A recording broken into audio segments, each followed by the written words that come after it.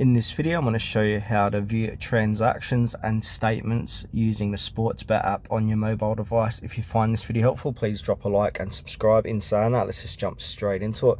Alright, so open up your Sportsbet app on your mobile as you normally would, and then from here you got all these different tabs. You got home, racing, sports, etc.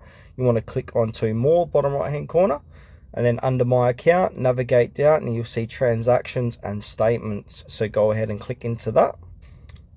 So at the moment it's on the transaction tab, so you can see all the transactions that I've placed. And now in the top right hand corner you've got statements, so you can view statements here.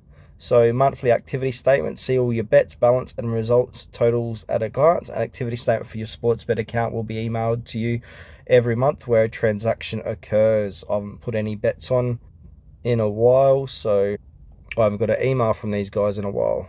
And if you need a statement for a particular date range, you can also contact them via the live chat.